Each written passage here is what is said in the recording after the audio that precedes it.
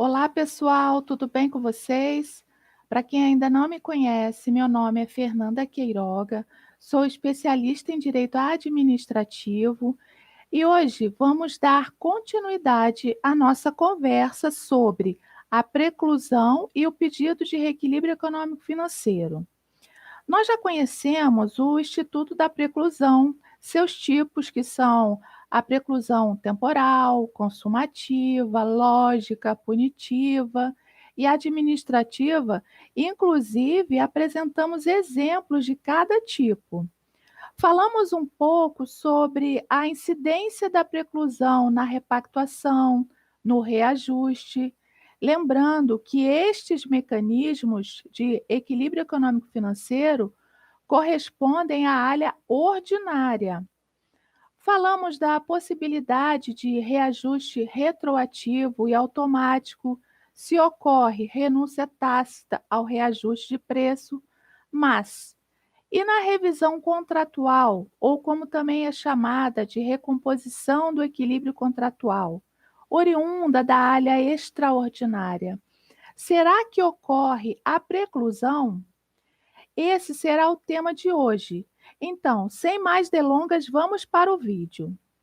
Bom, antes de mais nada, o que é reequilibrar um contrato?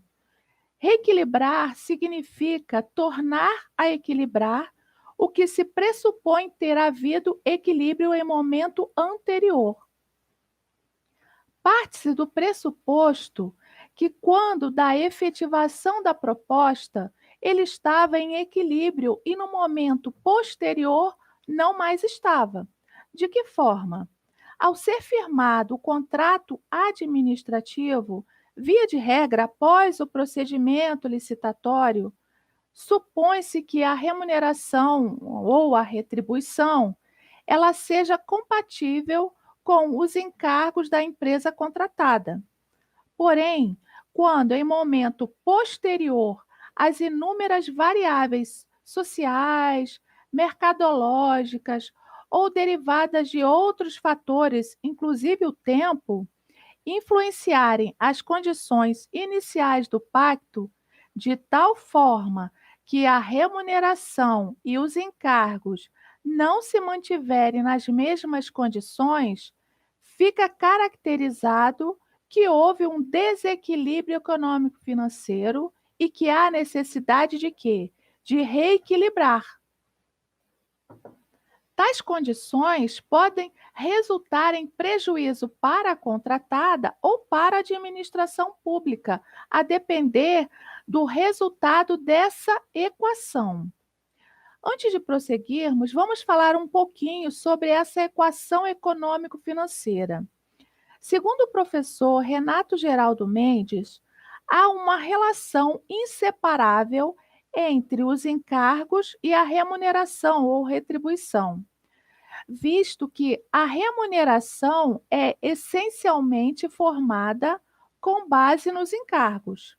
Então, equação econômico-financeira é a relação de equivalência entre os encargos e a remuneração, porque os encargos são iguais à remuneração. A dimensão econômica dos encargos equivale à expressão monetária da remuneração. A remuneração traduz financeiramente a dimensão econômica dos encargos. Desse modo, a ideia de equivalência horizontal não revela uma igualdade absoluta, isto é, não existe uma equivalência exatamente métrica entre os encargos e a remuneração, porém apenas jurídica. O que o doutrinador expõe acaba por destrinchar a expressão disposta no artigo 65, inciso 2, a linha D da Lei 8666 de 93, que de forma evidente preconiza a imperiosa necessidade de se manter a relação que as partes pactuaram inicialmente entre os encargos do contratado e a retribuição da administração para a justa remuneração da obra. Sendo assim, a premissa é que o equilíbrio entre a retribuição ou remuneração e encargos deva ser mantido ao longo de toda a execução do contrato, de forma a garantir a todo e qualquer tempo aquilo que se entende como justa remuneração da obra. Pessoal, tem um link que vai ser disponibilizado, uma imagem demonstrando esse equilíbrio entre a retribuição e encargos, tá bom? Então vamos lá. Nesse sentido, podemos dizer que a proteção ao equilíbrio econômico-financeiro se dá basicamente por meio de três institutos: o reajuste em sentido estrito, a repactuação, a revisão ou recomposição contratual. Nós já conversamos sobre o reajuste em sentido estrito e a repactuação, que correspondem à área ordinária. Hoje, como dito inicialmente, nós vamos conversar sobre a revisão contratual, ou como também é chamado, né, de recomposição do equilíbrio contratual, que decorre de quê? Decorre de um fato extraordinário e superveniente que desequilibra excessivamente a relação de equivalência entre os encargos do contratado e a sua remuneração ou retribuição, impondo o quê? O restabelecimento da equação econômica posta no início da relação contratual. Desse jeito, não depende, gente, de previsão expressa no edital ou no contrato, podendo ocorrer o quê? A qualquer momento. Porém, não é qualquer alteração que justifica a revisão das bases inicialmente ajustadas, mas tão somente fatos imprevisíveis ou previsíveis, porém de consequências incalculáveis, que onerem excessivamente uma das partes, situando-se na área extraordinária, conforme disposto no artigo 65, inciso 2, a linha D da Lei 8666 de 93. A revisão de preços por meio de reequilíbrio econômico-financeiro pressupõe um acontecimento imprevisível e inevitável, ou, se previsível, de consequências incalculáveis, que implica fatalmente no desequilíbrio econômico-financeiro do contrato. Baseia-se, portanto, na ocorrência de um fato excepcional e, por isso mesmo, é preciso aplicá-lo quê? De forma restritiva e não extensiva. Dessa forma, tem-se que a revisão não é algo que ocorre periodicamente e não se relaciona com a inflação ordinária, devendo ser comprovada documentalmente a causa de sua incidência. A Corte de Contas, no Manual de Licitações e Contratos, nas páginas 811 e 812, diz que nas hipóteses expressamente previstas em lei, é possível a administração, mediante acordo com o contratado, restabelecer o equilíbrio econômico-financeiro do contrato. Então, o reequilíbrio econômico-financeiro do contrato, ele se justifica nas seguintes ocorrências. Vamos lá. Fato imprevisível ou previsível, porém de consequências incalculáveis, retardadores ou impeditivos da execução do que foi contratado. Caso de força maior, caso fortuito ou fato do príncipe que configure a área econômica extraordinária e extracontratual. Área econômica, pela probabilidade de perda concomitante à probabilidade de lucro. Para que possa ser autorizado e concedido o reequilíbrio econômico-financeiro do contrato, solicitado pelo contratado, a administração pública, ela tem que verificar o quê? Ela tem que verificar os custos dos itens constantes da proposta contratada em confronto com a planilha de custos que deve acompanhar a solicitação de reequilíbrio. Pessoal, é muito comum nos pedidos de reequilíbrio econômico-financeiro verificarmos a ausência dessa planilha nos pedidos, né? Eles apresentam o pedido, mas eles não apresentam um dos requisitos, que, s- que é o quê? A planilha demonstrando o desequilíbrio daquele contrato. E o que o contratado, né, ele tem que fazer quando ele encaminha? Qual é a motivação do contratado, né? Ele, além de demonstrar a ocorrência do fato imprevisível, como a gente vem ratificando, né, ele vai ter que demonstrar também quais os itens, olha que interessante, quais os itens da planilha de custos estão economicamente defasados e que estão ocasionando o desequilíbrio do contrato. Como eu falei, essa comprovação, ela raramente ela vem nos pedidos de reequilíbrio. E o contratado, ele também vai ter que comprovar a ocorrência, como eu já falei, de fato imprevisível ou previsível, porém de consequências e incalculáveis, que justifique modificações do contrato para mais ou para menos, porque o desequilíbrio, ele não é só a favor do contratado, ele também pode ser a favor da administração pública. De acordo com o professor Jacobi Fernandes, o reequilíbrio ele pressupõe a superveniência de fatos imprevisíveis ou previsíveis, porém de consequências incalculáveis, retardadores ou impeditivos da execução do contrato. E continua o professor. O reequilíbrio é talvez o método de readequação contratual mais difícil de ser comprovado e deferido pela administração. Por quê? Porque, segundo o professor, existe a falta de um índice específico para o cálculo do valor a ser reequilibrado, né? Dessa forma, qual é a orientação? O licitante, o contratado, ele deve fundamentar todos os motivos que ocasionaram o desequilíbrio e a razão de ser deferida a sua readequação contratual.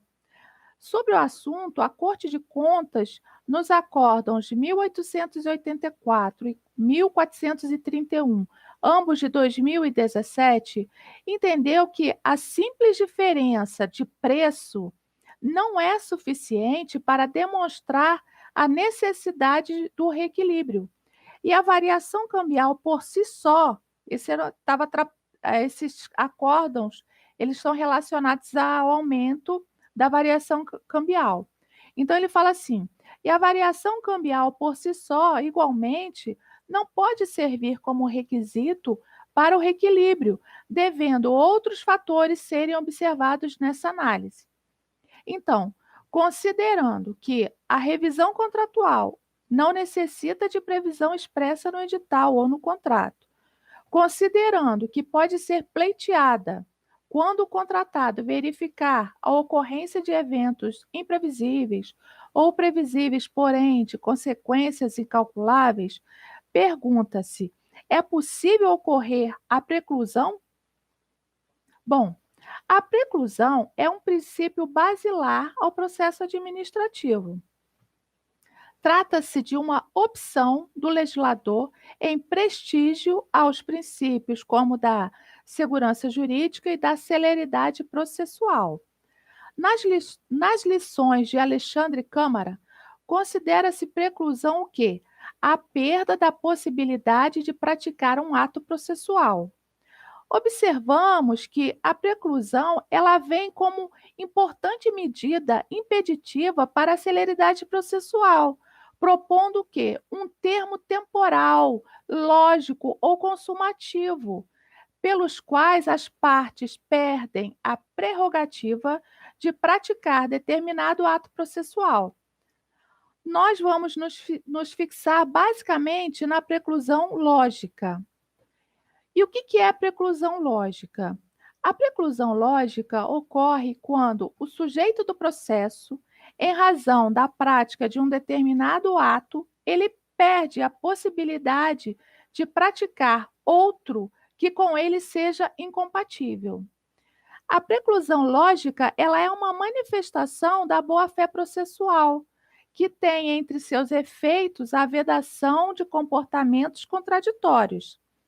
Sendo assim, de acordo com o entendimento do Tribunal de Contas da União, o contratado, ao assinar termo aditivo de prorrogação, sem condicionar esses eventos a uma revisão de preços, estaria o quê? Renunciando ao seu direito de reequilíbrio econômico-financeiro.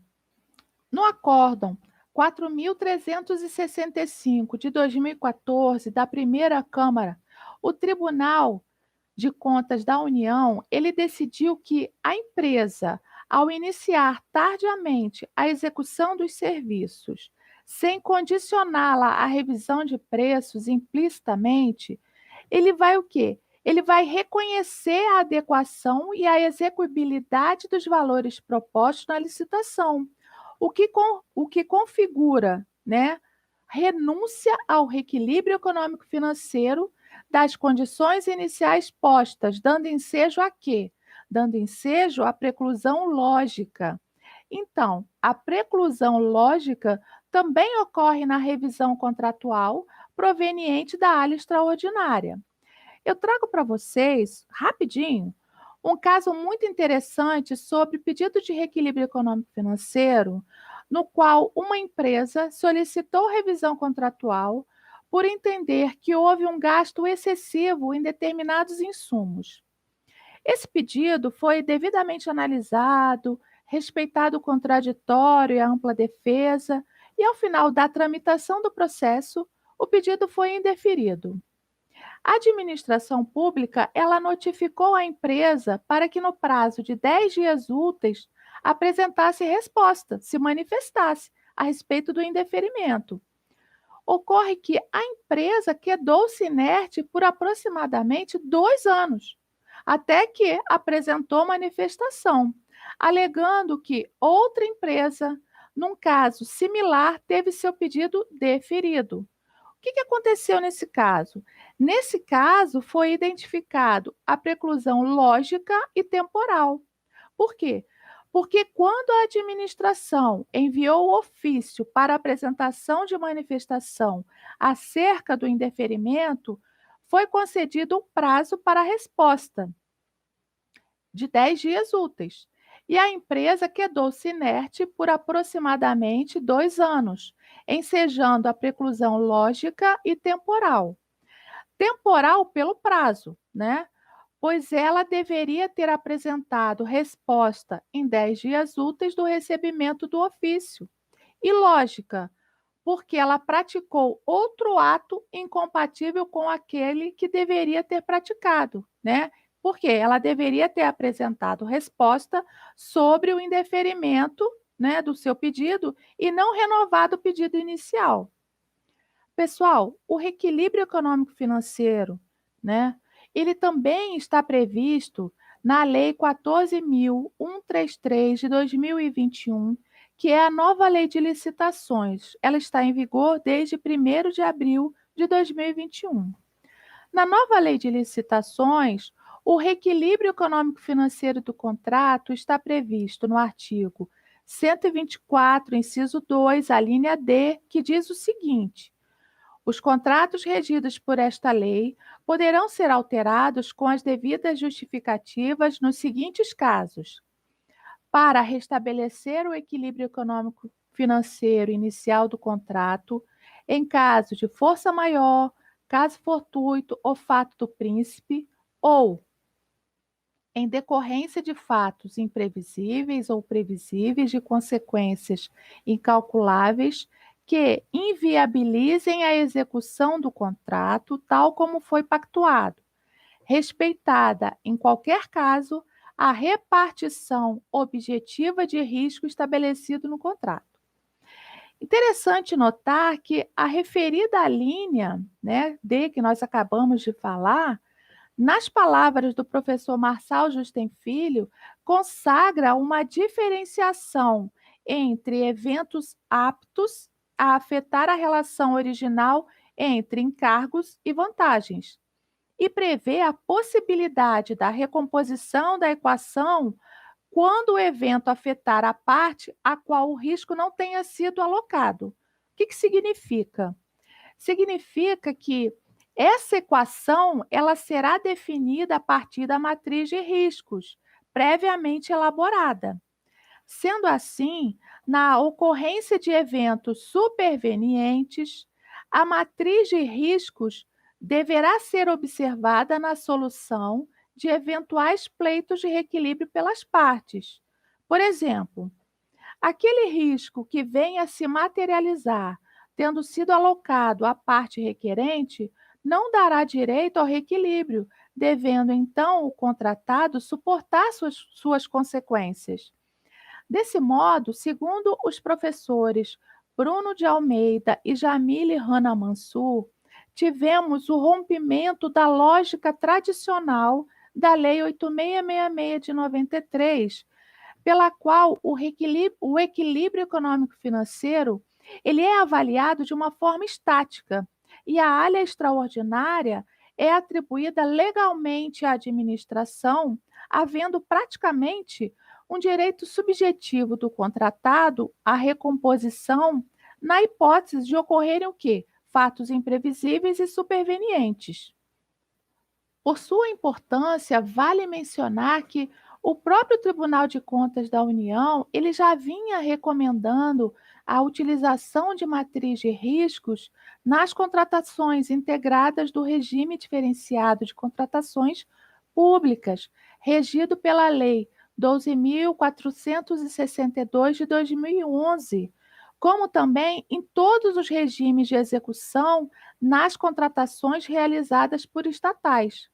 Apesar da Lei 13.303 de 2016, que é a lei das estatais, apontar a sua obrigatoriedade para as contratações integrada e semi-integrada.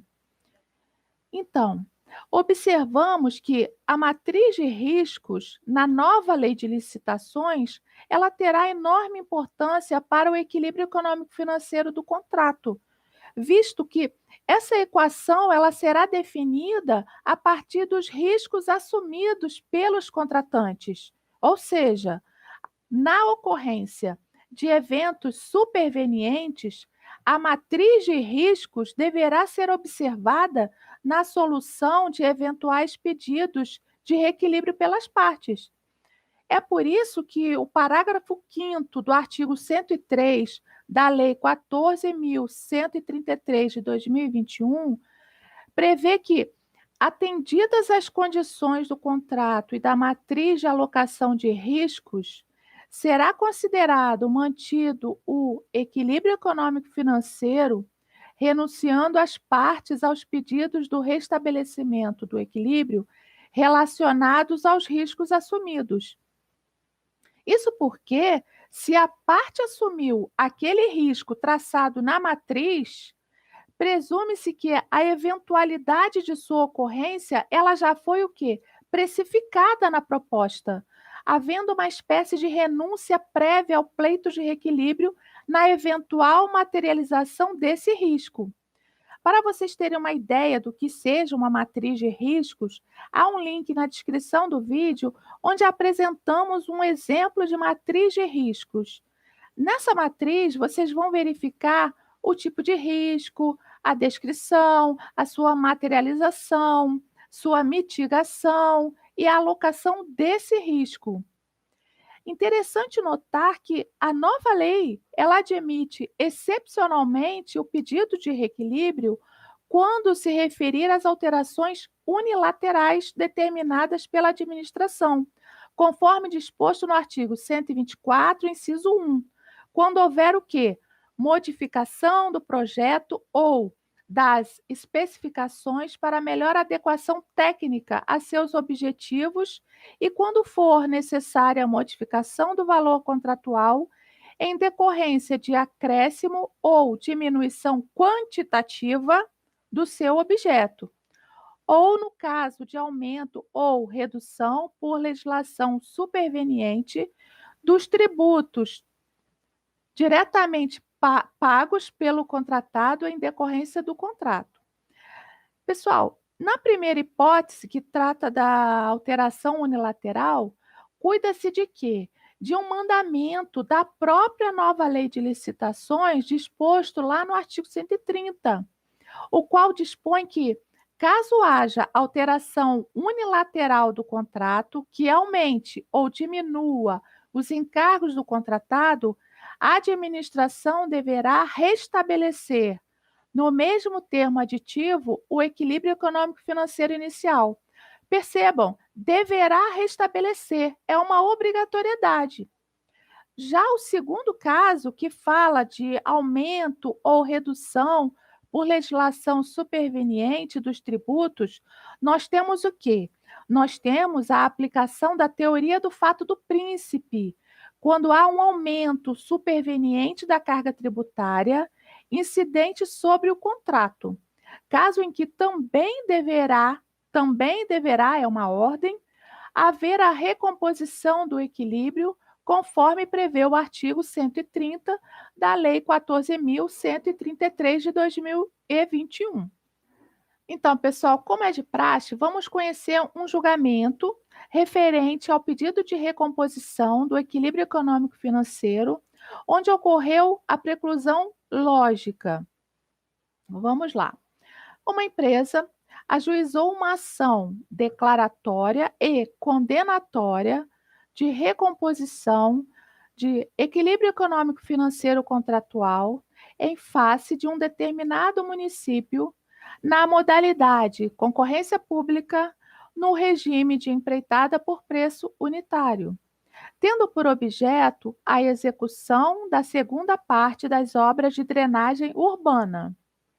A empresa alegou que a fase interna do processo licitatório se iniciou em fevereiro de 2007 e a fase externa em março de 2009. Vamos abrir aqui um parêntese. A fase interna de uma licitação, ela é composta por procedimentos formais, tais como a elaboração do edital, a definição do tipo e modalidade de licitação. Já a fase externa, por exemplo, de uma concorrência, ela se inicia com a divulgação ao público da licitação, que se dá por meio de um edital, que poderá ser impugnado, sucedida pelas seguintes subfases: habilitação, né, apresentação de propostas e documentos, classificação e julgamento, homologação e adjudicação. Então, fecha parênteses. Vamos lá. As propostas foram entregues em 14 de outubro de 2009 e o contrato ele foi celebrado somente em 4 de janeiro de 2011. Uma observação quanto a esse lapso temporal entre as propostas e a celebração do contrato. Esse lapso temporal ele ocorreu devido a interferências judiciais, tá? Por quê? Porque foi impetrado o mandado de segurança. Por isso, o contrato somente foi celebrado em 4 de janeiro de 2011. A empresa, ela alegou que a obra estava prevista para ser executada em 180 dias, né? Que houve alteração do fluxo previsto no cronograma constante lá no anexo do edital. A empresa destacou que, diante desses fatos, houve atraso na realização das obras, que causou prejuízo, né, diante do quê? Da defasagem do preço contratado. A empresa destacou que, diante do novo prazo para execução das obras, o município ele não ofereceu condições para o cumprimento do contrato na forma e condições propostas. A empresa alegou também que o atraso ocorreu porque o município ele não previu a análise e o estudo do impacto na mobilidade urbana decorrente das obras. Ressaltou que no decorrer da execução da obra sobreveio novo fato superveniente e não previsto no edital. Afirmou que o contrato foi prorrogado por diversas vezes. Salientou que, após mais de um ano do início das obras, permaneceu com a mesma mobilização de pessoal e equipamentos previstos para execução em 180 dias, o que lhe acarretou prejuízo financeiro.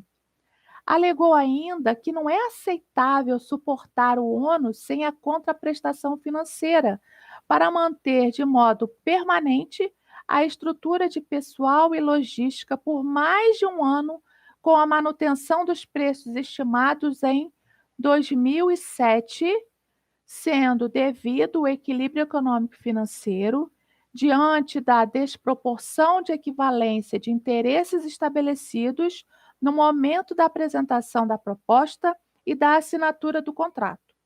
A empresa ainda destacou diferença de valores nas planilhas orçamentárias. E o município? O município, por sua vez, ele alegou que a licitação ela foi aberta em março de 2009, com o julgamento das propostas em dezembro de 2009. Informou que a empresa solicitou reapresentação da proposta, porém, devido à sua condição de microempresa, seu pedido foi negado administrativamente. O município informou que, diante da negativa, né, o que a empresa fez? Ela impetrou mandado de segurança, onde foi concedido a apresentação de nova proposta. Então, essa proposta válida, né, que foi apresentada, lá no começo, vocês lembram que ela apresentou a proposta em 2007? Né? Ela falou que o prejuízo vinha desde 2007. Pois bem, a proposta válida, ela impetrou mandado de segurança, né? Isso a gente tem que fazer a linha temporal. Ela apresentou uma nova proposta. Essa nova proposta foi apresentada quando? Em 2010, tá? O município, ele ressaltou que não estariam presentes os requisitos do artigo 65, inciso 2, a linha D da Lei 8666 de 93. Sustentou ainda o município que a empresa ela poderia ter se recusado a firmar o negócio jurídico, mas ela não o fez. O magistrado, ao analisar o caso, em seus fundamentos, ele sustentou que a definição do que consiste o equilíbrio econômico-financeiro do contrato administrativo, ele deflui da legislação infraconstitucional, designadamente da interpretação conjugada dos artigos 40, inciso 11, que dispõe sobre o critério de reajuste, 55, inciso 3, que trata do preço, condições de pagamento, periodicidade do reajustamento, artigo 57, inciso 2, que cuida da prorrogação dos serviços executados de forma continuada. Artigo 58, parágrafo 2º, que trata das cláusulas econômico-financeiras do contrato, que deverão ser revistas para que se mantenha o equilíbrio contratual. E artigo 65, inciso 2, a linha D, todos da Lei 8666 de 93. Isso significa que a relação entre os encargos do contratado e a retribuição da administração, ela deve permanecer a mesma até o término da execução do contrato.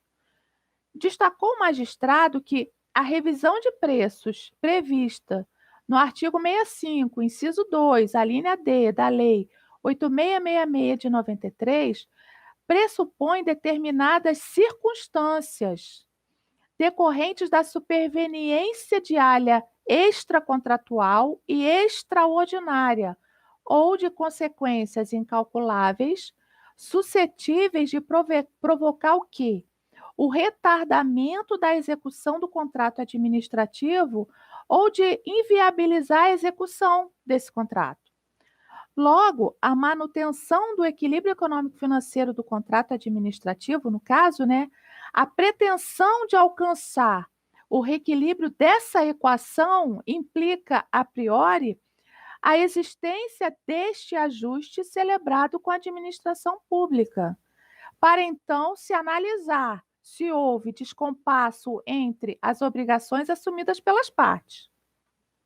A relação de igualdade para fins de manutenção do equilíbrio financeiro reporta-se, pois, à relação estabelecida pelas próprias partes contratantes no momento da conclusão do negócio jurídico.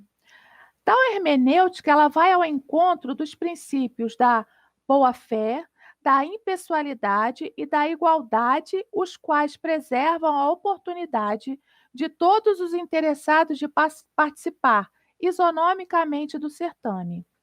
Segundo o magistrado, no contexto dos autos, não há que se falar em reajustes atinentes ao período anterior ao contrato estabelecido entre as partes.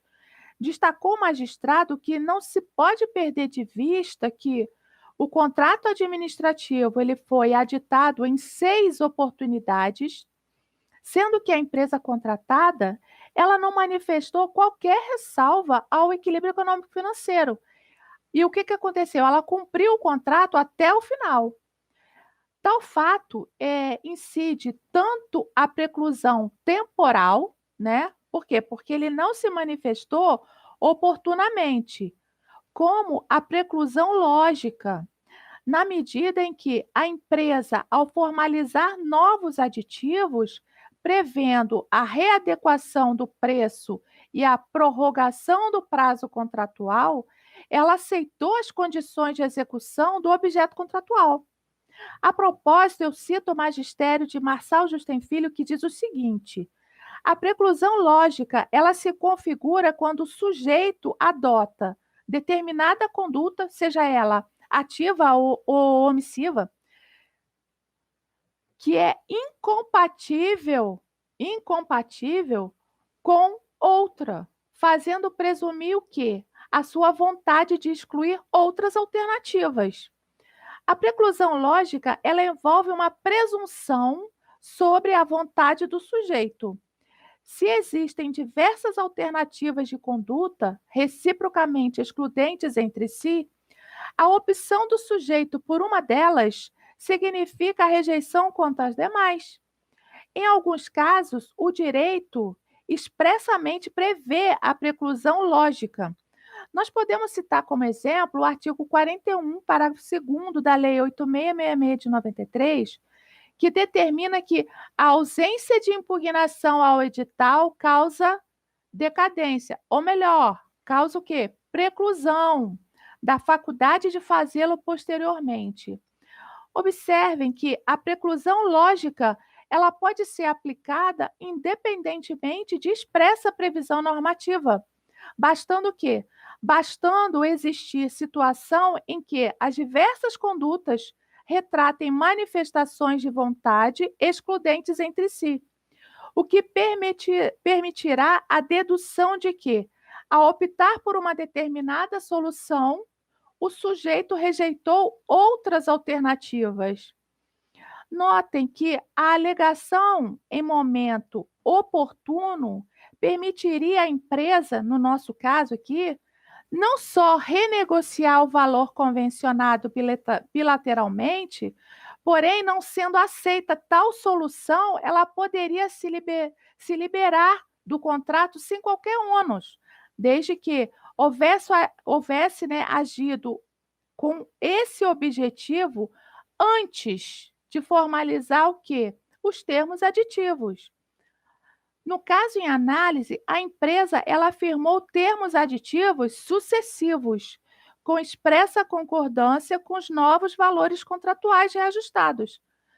Fato que demonstrou ter ocorrido a preclusão lógica, fazendo desaparecer qualquer direito à recomposição econômico-financeira. Observou-se, pessoal, que a empresa ela confundiu reajuste com desequilíbrio econômico-financeiro do contrato. Lembrando que o reajuste não se confunde com o desequilíbrio econômico-financeiro do contrato. Por quê?